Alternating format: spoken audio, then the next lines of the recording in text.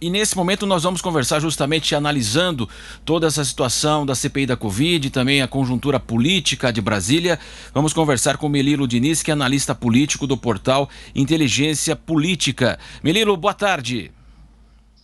Boa tarde, Marcelo. Boa tarde a todos que acompanham a Jovem Pan. Melilo, prazer tê-lo conosco aqui. Como é que você avalia essa segunda semana da CPI?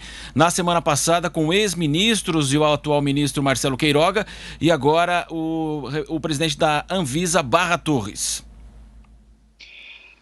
A semana passada, Marcelo, foi uma semana que eu vou considerar morna. Tivemos ali 3 ou 4 pontos interessantes, mas nós estamos ainda aquecendo os motores da CPI.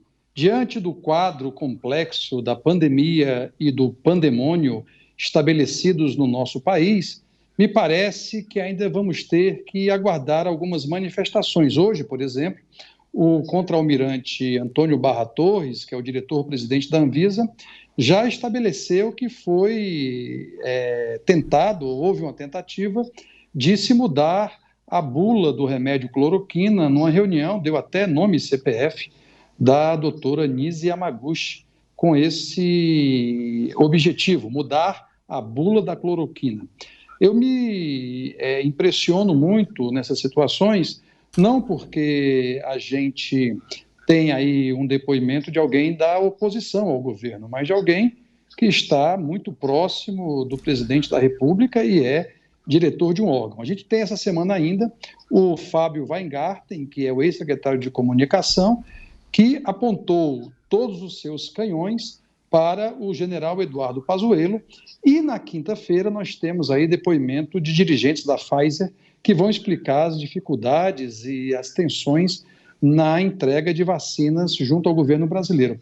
É uma semana que precede o depoimento marcado para o dia 19 de maio de Eduardo Pazuello, que é o momento mais esperado da CPI por enquanto.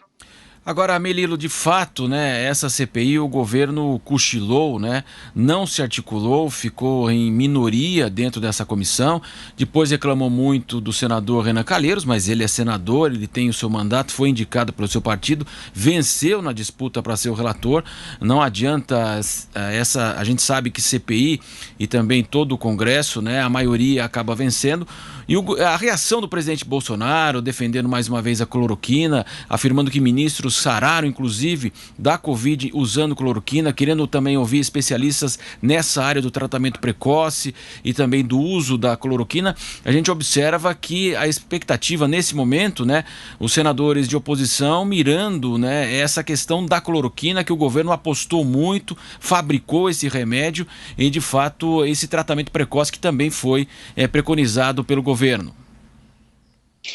Marcelo, os 3 grandes temas são vacina e vacinação, tratamento precoce e especialmente o caso de Manaus. O governo falhou muito na sua articulação. Primeiro porque teria condição, se fosse um pouco mais cuidadoso, de sugerir nomes que foram indicados pelos partidos majoritários, mas, por exemplo, no caso do MDB, pouca gente ajudando, e isso acaba criando essa divisão que hoje tem a CPI, o chamado G7, composto por senadores que são independentes ou estão na oposição, e 4 senadores, a gente chama de 3 mosqueteiros, porque são 3 mais comprometidos com o discurso do governo, e o senador Ciro Nogueira tentando estabelecer aí uma ponte para que não tenha um completo silêncio no diálogo entre os grupos que compõem a CPI.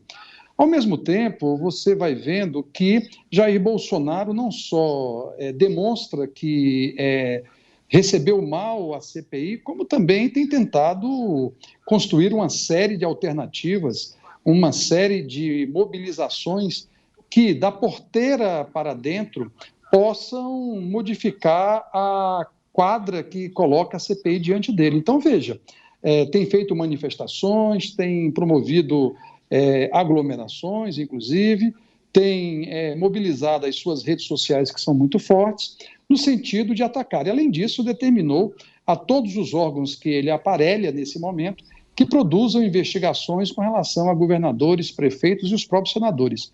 E mais grave, está lidando como amador diante de um conhecido profissional da política, que é Renan Calheiros, tentou criar algumas pontes, não conseguiu e partiu para o ataque.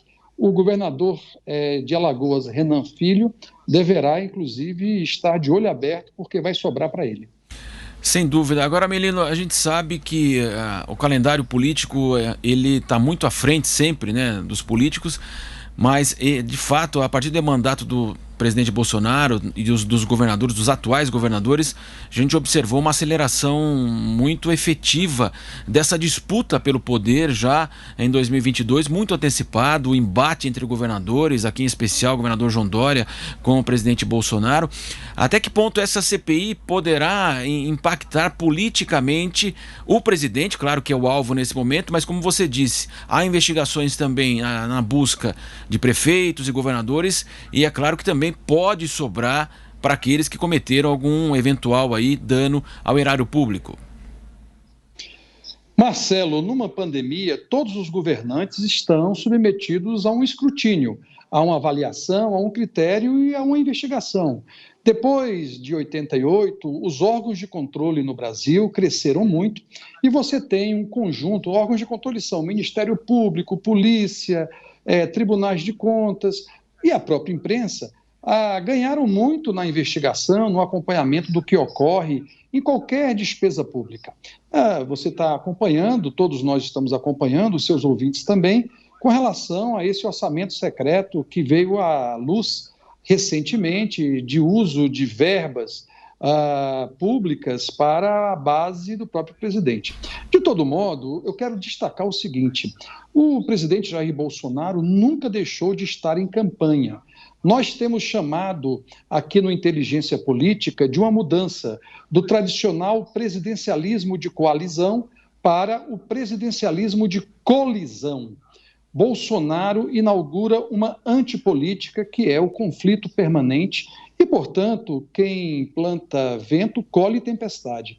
Os governadores também estão submetidos e o próprio João Dória compreendeu isso quando deixou de ficar somente na arenga com o presidente e passou a buscar algumas soluções, como o caso da vacina do Instituto Butantan, que deu a ele uma visibilidade nacional. Apesar de pouco conhecido fora de São Paulo, Dória tem conseguido, inclusive, uma relação política com grupos não aliados a ele, como alguns governadores do Nordeste que se submeteram aí à compra da vacina do Butantan.